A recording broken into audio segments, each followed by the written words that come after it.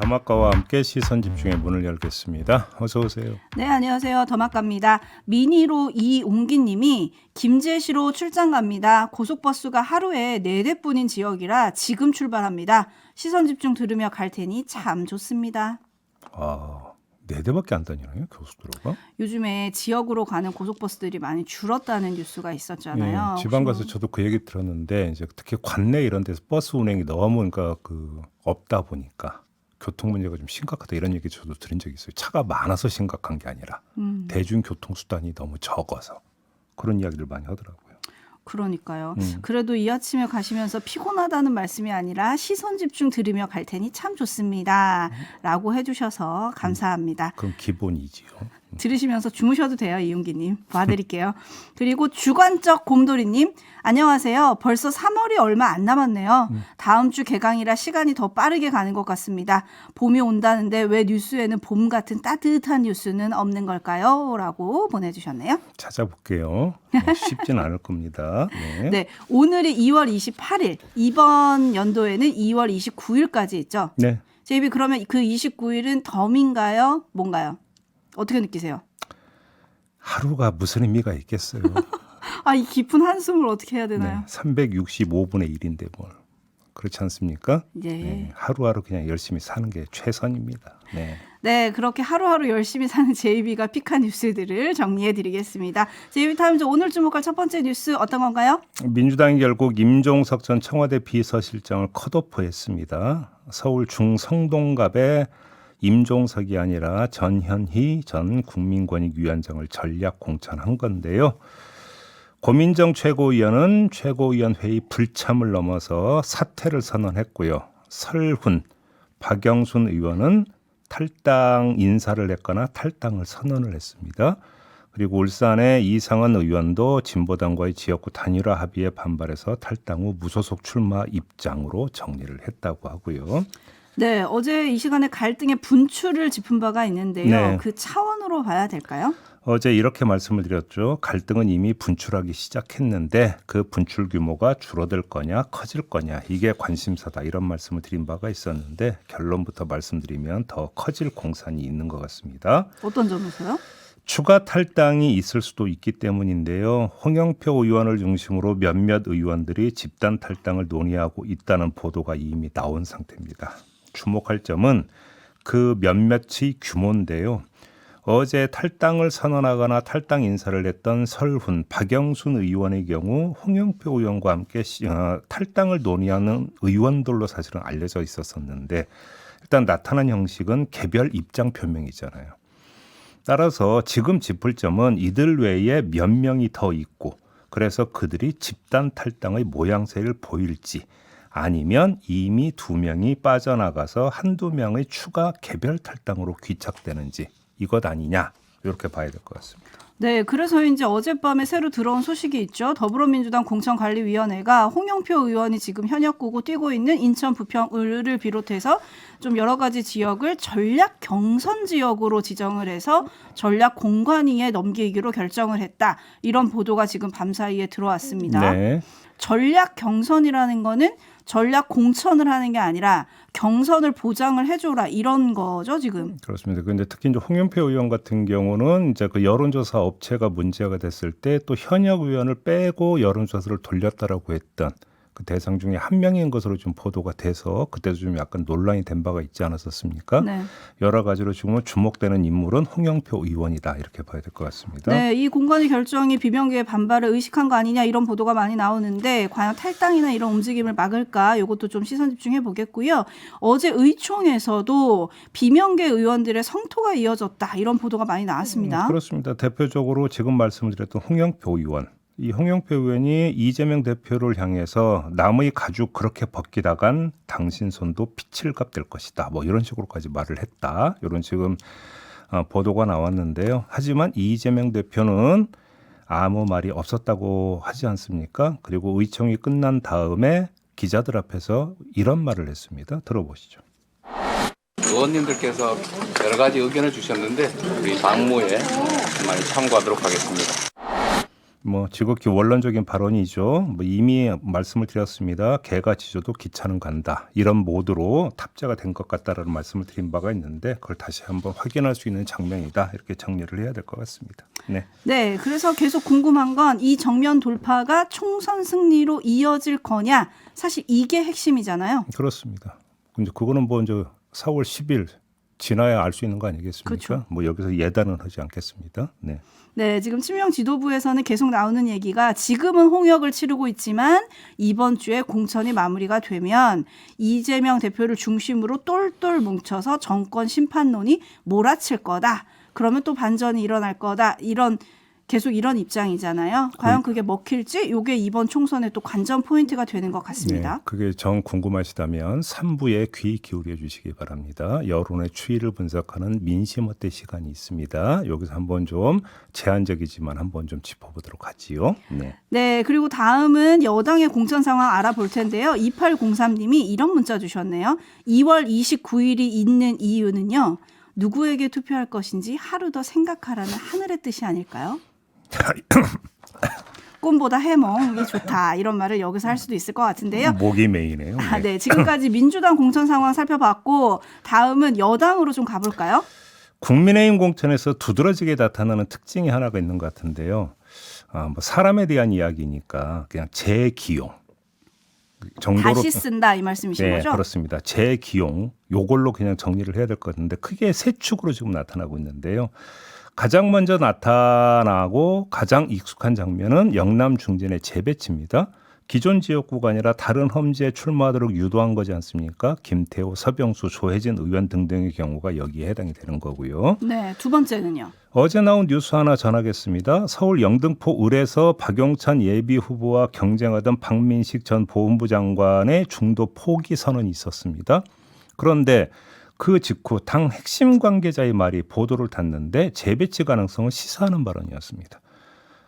오늘 열리는 공천관리위원회 전체 회의에서 박민식 전 장관의 출마지 조정을 논의할 예정이고 재조정이 이루어진다면 그 지역은 부산이 될 수 있다라는 이런 어떤 그 코멘트가 지금 나온 겁니다. 네, 그리고 또 지역 신문에서 나온 보도를 보면은 지금 선거구 획정이 아직 확정이 안 됐는데 그렇습니다. 그 획정이 안에 보면 부산 남갑 을을 남구로 합치고 부산 북강서 갑 을을 북갑, 북을, 강서 이렇게 세 곳으로 나누는 게 지금 안에 들어가 있다 그래요.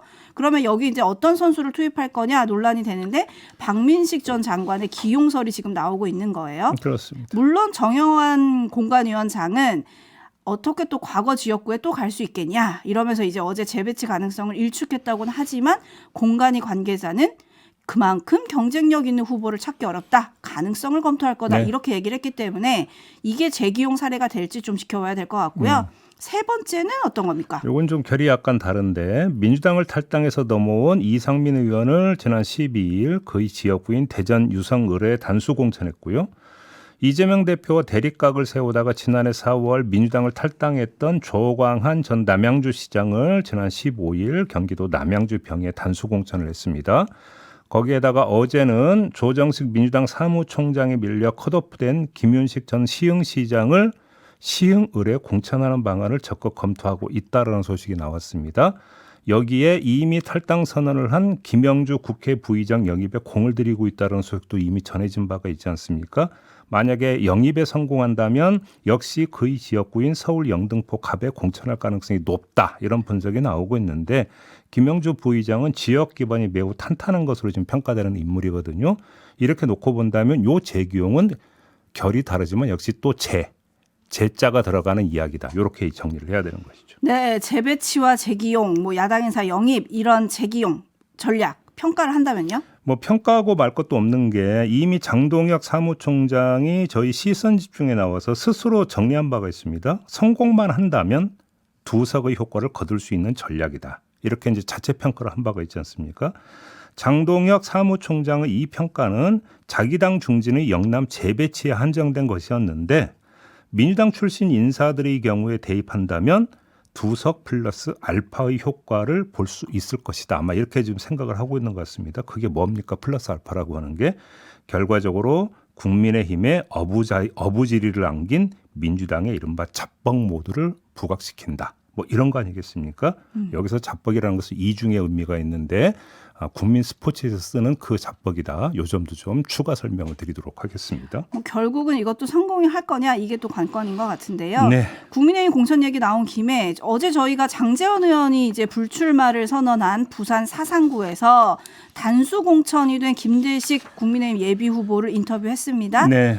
김 후보는 장제원 의원이 공천을 밀어준 적이 없다 이 점을 강조를 했는데 이와 관련해서 김대식 후보의 단수 공천 결정에 반발하며 삭발까지 진행을 했던 송숙희 예비 후보 측이 저희에게 반론을 요청을 해왔어요. 그게 아니다. 이제 이런 주장인데요. 지금 잠깐 전화 연결해서 직접 그 입장 한번 좀 들어보도록 할 텐데요. 연결하겠습니다. 나와 계시죠? 네, 네. 여보세요? 네. 안녕하세요. 네, 안녕하십니까? 예, 장제원 의원이 공천 과정에서 자신을 밀어준 적이 없다. 김대식 예비 후보는 이렇게 밝혔는데 이게 사실과 다르다라는 주장이십니까?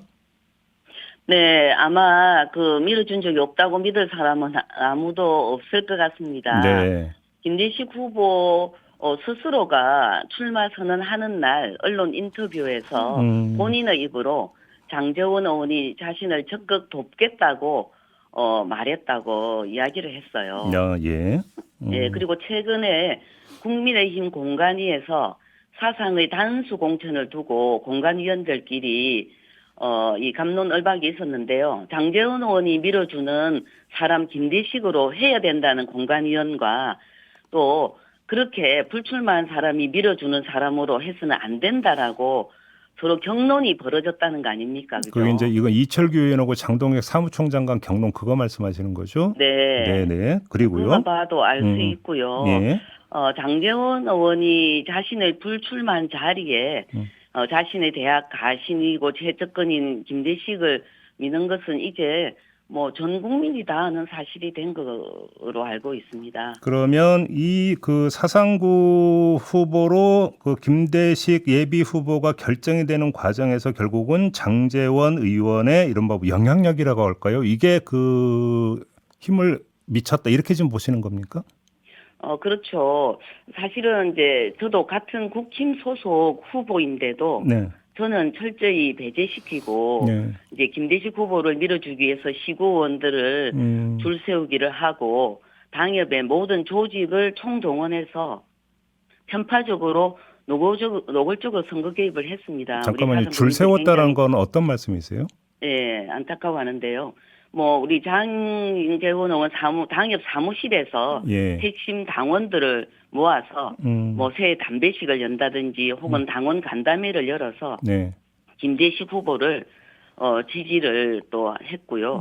또 여원산악회 알지 않습니까? 네네네. 쓰라겠는데 예. 이 여원산악회 해맞이 행사에서도 그랬고 특히 여원산악회 시산제에서는 우리 장제원 의원이 직접 김대식 후보를 소개하면서 인사말을 하게 해서 이제 노골적으로 지지를 했고 그 보면 이제 당협에 각종 카톡방이 있어요. 네. 그 카톡방에 장제원 의원도 함께 가입돼 있는데 거기에는 장제원 의원이 보는 가운데서도 장제원이 선택한 사람 김대식이다. 장제원의 뜻 김대식이라고 매일매일 당원들에게 이제 당원들이 홍보를 하고 있습니다. 그러면 지금 그 예비 후보님이 지금 몇 가지 사례를 열거를 해 주셨는데 혹시 네. 이런 사례를 입증할 수 있는 영상이라든지 혹시 뭐 이런 것들을 다 갖고 계시는 거예요? 네, 가지고 있습니다. 알겠습니다. 자료를 다 가지고 있습니다. 근데 그러면 장제원 의원은 왜 굳이 김대식 예비 후보를 지원을 할까요? 어떻게 분석을 하십니까? 글쎄요, 이제 자신이 불출마한 곳에 자신의 척근을 이 좀 내세워서 이 자신의 뭐 정치적인 미래라든지 자신의 대학이라든지 이런 것들에 대한 보장을 받기 위한 것이 아닐까라고 그렇게 보시는 추측을 하고 있습니다. 그럼 한번 질문을 제가 이렇게 드려볼게요. 지금 이제 그 예비 후보님도 말씀을 하셨습니다만 공관위에서 경론이 벌어졌다라는 거 아니겠습니까? 네. 근데 만약에 장제원 의원의 영향력이 일방적으로 관찰이 되는 것이었다면 굳이 공관에서 경론이 벌어질 이유도 없었을 거 아니겠습니까? 이 점은 어떻게 보세요? 그렇습니다. 예. 그렇죠. 예. 그 경론이 벌어진 이유가 네. 제가 여론조사라든지 본선 경쟁력이라든지 당의 기여도라든지 도덕성이라든지 공천 심사의 요건에 제가 월등하기 때문에 네. 일방적으로 장제원 의원의 뜻을 수용하기가 어렵다고 생각하는 공관위원들이 많은 것이었죠. 알겠습니다. 그래서 예. 서로 경론이 벌어진 것으로 알고 있습니다. 그러면 마지막으로 어제 김대식 후보 같은 경우는 우리 후보님과 손잡고 원팀으로 가겠다 이런 말씀을 하신 바가 있는데 앞으로 어떻게 가실 계획이세요 그러면? 글쎄요, 이제 원팀으로 가는 건 좋은데 공정한 경쟁을 한 뒤에라야 서로 승복하고 하나가 될 수 있는 것이지 네. 이렇게 일방적으로 경선 없이 하는 것은 맞지 않다고 보고요. 네. 어제 예고도 없이 저를 위로한다고 왔는데 기자하고 카메라하고 같이 나타난 거예요. 네. 그래서 이거 완전 알겠습니다. 쇼맨십이고 언론 플레이하는 거로 느껴져서 사실상 진정성이 없는 방문으로 느껴졌습니다. 알겠습니다. 자, 말씀 여기까지 들어야 될 것 같네요. 고맙습니다, 후보님. 네, 감사합니다. 네, 국민의힘 사상구 송숙희 예비 후보와 함께했습니다. 뭐 지금 잠깐 저 송숙희 예비 후보의 어떤 입장을 좀 들어봤고요. 판단은 우리 애청자 여러분들에 좀 맡기도록 하고. 네, JB타임즈 다음 주목할 뉴스 빠르게 넘어가 볼까요? 네, 보건복지부가 어제부터 진료지원 인력 시범 사업을 시작을 했습니다. 진료지원 인력이 할 수 있는 업무 범위를 의료기관장이 위원회를 설치해서 설정하거나 간호부장과 협의해서 정하도록 한다. 이게 핵심인데 진료지원은 통상 전공의가 해오던 업무거든요. 그러니까 전공의는 전문의 지휘에 따라서 수술이나 처치 보조, 수술 전후 환자 상태 확인 등의 업무를 봐왔는데 이걸 PA 간호사에게 맡기겠다. 뭐 이렇게 이해를 하면 될 것 같습니다. 간호사들의 반발이 나오고 있습니다. 그렇습니다. 뭐 나중에라도 불법 문제가 불거질 것을 우려하는 건데요. 이것 말고도 짚을 점이 더 있는 것 같습니다. 그게 두 개, 그러니까 짧게 말씀을 드리겠는데 첫째, 지금까지도 PA 간호사들은 있었습니다. 이런 간호사들을 늘리겠다라는 건데 그러면 그 간호사들은 어떻게 수급하는 건가요? 어차피 다른 데서 다른 업무를 보던 간호사들을 돌리는 것일 텐데 간호사 인력이 그렇게 여유가 있고 간호사의 체력이 그렇게 튼튼한가라고 하는 점을 일단 먼저 묻고 싶은 거고요. 두 번째, 윤석열 대통령은 2023년 5월 16일 간호법에 대해서 거부권을 행사하면서 이런 말을 남긴 적이 있었습니다. 한번 들어보시죠. 국민 건강은 다양한 의료 전문 직역의 협업에 의해 제대로 지켜질 수 있는 것입니다. 간호 법안은 이와 같은 유관 직역 간의 과도한 갈등을 불러일으키고 있습니다. 또 간호 업무의 탈의료기관화는 국민들의 건강에 대한 불안감을 초래하고 있습니다. 이 간호법이 논란이 있을 때 핵심은 간호사들이 사실상 의료 행위를 할 수 있는 거 아니냐 이게 핵심 아니었습니까? 그렇죠. 그래서 윤석열 대통령이 지금 이 발언은 직역의 어떤 협업을 하기 위해서는 그 전제가 직역의 업무에 대한 명확한 영역 설정이다. 이걸 깔고 있는 건데 그럼 한번 되물어보고 싶은 게 PA 간호사들의 적극 투입은 그러면 직역의 명확한 업무 영역 설정에 부합하는 겁니까? 역행하는 겁니까? 그리고 전공의들과의 갈등을 이걸 줄이는 걸까요? 정반대일까요? 지금 점검을 해야 될 게 바로 이 문제 아니겠습니까? 네, 이거야말로 그때는 틀리고 지금은 맞다. 뭐 이런 거 아닐까 싶은데요. 애초에 그림자 의사라고 불리면서 이제 불법의 경계에선 PA 간호사에 대한 대책을 요구할 때는 정부가 딱 선을 긋더니 이제 와서는 급하니 적극 활용하면서 법적으로도 보호해준다. 지금 이런 거잖아요. 그렇습니다. 그래서 많은 촌철님들이 그때 거부권 행사에 대한 입장부터 밝히셔야 하는 거 아니냐. 이거는 지금 괜찮은 거냐. 뭐 이런 걸 많이 물어봐 주시네요. 그러니까 지금 정부가 강경 기조를 유지하면서 내세우는 원칙은 그게 필요하고 한번 정한 것은 원칙으로 일관되게 밀어 이제 붙인다. 이런 취지 아니겠습니까? 그렇게 놓고 본다면 간호사들의 업무를 어떻게 설정할 것인가의 문제도 마찬가지 어떤 기준과 원칙에 따라서 행동을 해야 되는 게 맞는 거잖아요. 근데 지금 그게 아니기 때문에 지금 또 논란이 되고 있는 부분이 있는 거 아니겠습니까? 그러니까요. 이거에 대해서는 좀 정부의 추가 설명이 좀 있어야 되는 거 아니냐. 그리고 그걸 받아들이는 간호사들 입장에서는 또 이걸 어떻게 받아들이겠느냐 사실은. 역지사지라고 하는 부분이 있는 거잖아요. 이것도 좀 한번 헤아렸으면 좋겠다. 이런 말씀도 함께 드리도록 하겠습니다. 네, 어둠을 빛으로 님이요. 의협도 지금 상황에서 대책이 없는 것 같지만 정부 또한 말 바꾸기 하는 것 같아서 좀 국민의 입장으로서 황당합니다. 이런 댓글 보내주셨네요. 네, 자 이렇게 마무리하죠. 더마카 수고하셨어요. 고맙습니다.